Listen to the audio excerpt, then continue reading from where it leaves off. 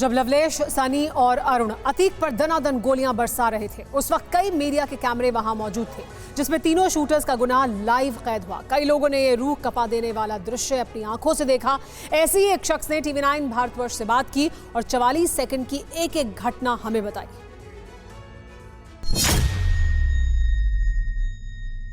तीन गाड़ियां थी। हाँ। कौन कौन सी गाड़ी थी? पहला बोलेरो था, दूसरा जीप था, तीसरी स्कॉर्पियो थी। हाँ।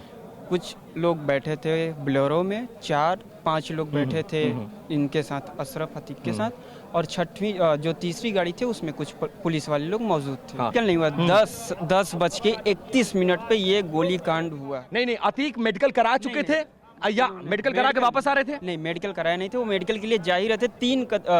मैक्सिमम 10 कदम ये चले थे, तब इनको पहली गोली मार दी गई। अतीक के ऊपर सबसे पहली गोली चली है, फिर दूसरी भी उन्हीं को लगी, तीसरी गोली अशरफ को लगी। गोली चलाने के बाद ऑन द स्पॉट तीनों लोग की तड़पते हुए मौत हो गई।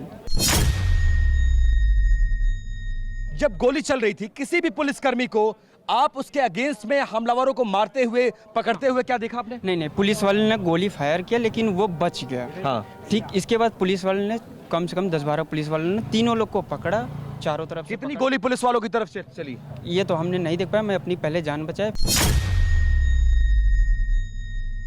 अच्छा, वो जो मीडिया कर्मियों की शक्ल में थे, क्या इससे पहले कभी आपने उनको देखा था? नो, कभी मैंने नहीं देखा। आपको लगा नहीं कि ये कौन से लोग हैं, कहाँ आ गए हैं आप?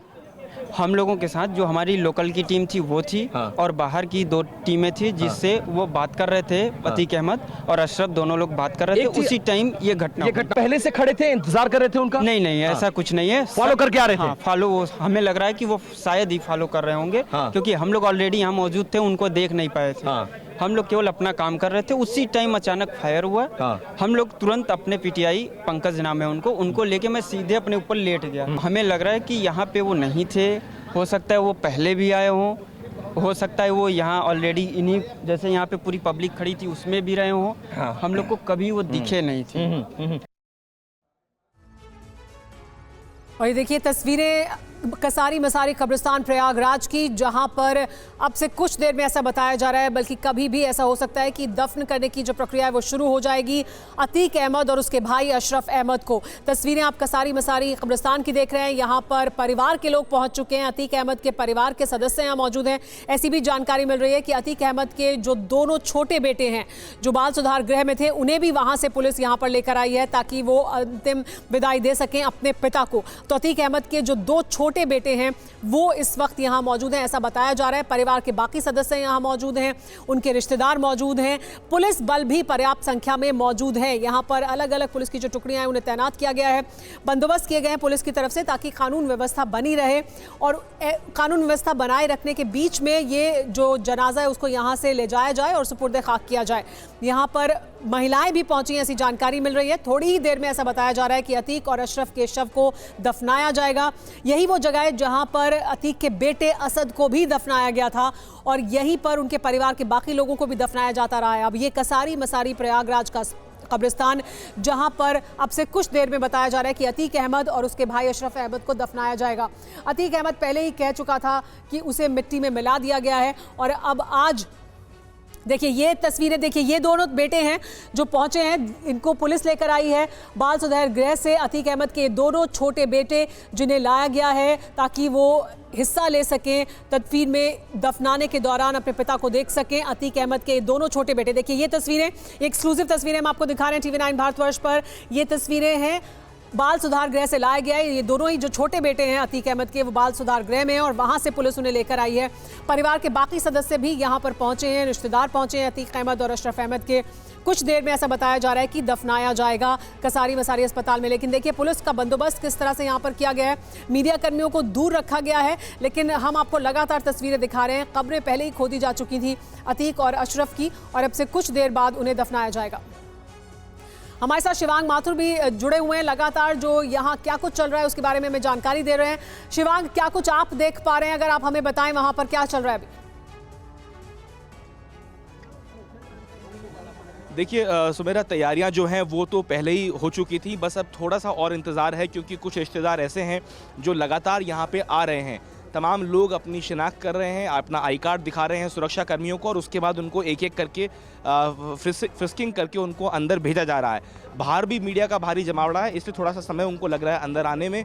जो रिश्तेदार अंदर हैं, मुझे ये इस बात की जानकारी मिली है कि अशरफ की जो बेटी हैं वो यहाँ पे पहुँची हैं। इसके अलावा जो परिवार है अतीक अहमद का, उन्होंने रिक्वेस्ट की थी कि दोनों छोटे बेटों को जो कि बाल सुधार गृह में हैं उनको यहाँ पे अंतिम विदाई के लिए भेजा जाए, तो वो उनको परमिशन मिली है। और इसके अलावा जो रिश्तेदार अभी तक सामने नहीं आए थे वो भी एक एक करके यहाँ पे आना शुरू हो गए हैं। असल में बहुत सारे ऐसे रिश्तेदार थे जिनको ये खौफ था कि अगर वो अपना ताल्लुक अतीक अहमद से बताते हैं तो कहीं ना कहीं पुलिस उनको भी किसी न किसी केस में लिप्त कर लेगी। ऐसे में तमाम लोग हिचकिचा रहे थे यहाँ जनाजे में शरीक होने के लिए। लेकिन अब जब क्योंकि ये आखिरी घड़ी है तो ऐसे में चाहे वो अतीक अहमद के फूफा की साइड के हों या साड़ू हों, तमाम ऐसे लोग हैं जो अपनी पहचान तो कहीं ना कहीं छुपा रहे हैं लेकिन वो यहाँ आए हैं। कुछ महिलाएं भी यहाँ सुमेरा हमें दिखी हैं जो बुरखे में आई हैं, लेकिन उनकी शिनाख्त कर पाना मुश्किल है कि आखिर वो अतीक अहमद से किस तरीके से। अभी आप जो देख पा रहे हैं कितनी बड़ी संख्या में लोग मौजूद हैं और क्या यहाँ पर पर्याप्त पुलिस बल मौजूद है? देखिए, सुरक्षा की बात करें तो जैसा मैंने पहले भी कहा, यहाँ पे उत्तर प्रदेश पुलिस की बहुत सारी टुकड़ियां हैं।